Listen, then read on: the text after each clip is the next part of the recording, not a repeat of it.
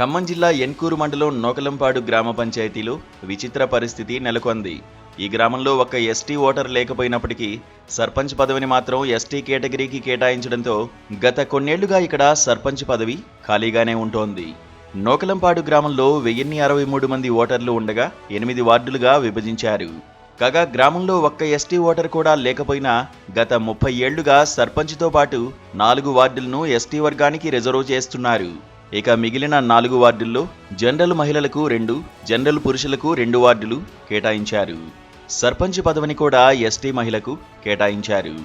ఇలా ఇప్పటివరకు 6 సార్లు ఎన్నికలు జరగ్గా ప్రతిసారి 4 వార్డులు ఎస్టీకి కేటాయిస్తూ మిగిలిన 4ంటిని ఎస్సీ, బీసీ, ఓసీకి రిజర్వ్ చేస్తున్నారని గ్రామస్తులు చెబుతున్నారు. గత 10 సంవత్సరాల నుంచి ఉప సర్పంచ్గా ఎన్నికైన వ్యక్తే సర్పంచ్గా బాధ్యతలు నిర్వహిస్తున్నారని తెలిపారు. మాది యెన్కూరు మండలం నోకలంపాడు గ్రామ పంచాయతీ. నా పేరు ఇంజన్ శాసగిరిరావు.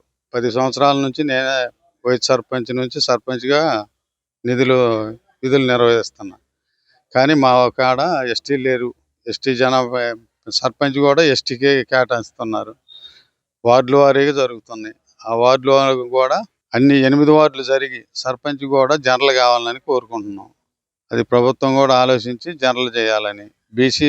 బీసీ మేము సమంగా ఉన్నాం. బీసీ ఓటింగ్ 400 ఉంది, ఓసీ ఓటింగ్ 400 ఉంది, ఎస్సీ ఓటింగ్ 250, 200 అట్లా ఉంది. దాన్ని ప్రభుత్వం ఆలోచించి మాకు జనరల్ కానీ బీసీ కానీ చేయాలని కోరుకుంటున్నాం. కేటాయించారు. ఎస్టీ ఓట్లే మా దగ్గర లేవు.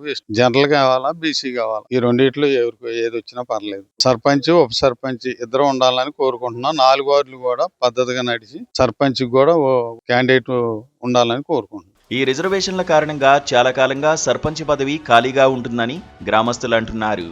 రిజర్వేషన్లు మార్చాలని జిల్లా కలెక్టర్లకు ఎన్నిసార్లు విన్నవించినా ఈ రిజర్వేషన్లను మార్చలేకపోతున్నారని గ్రామస్తులు ఆరోపిస్తున్నారు.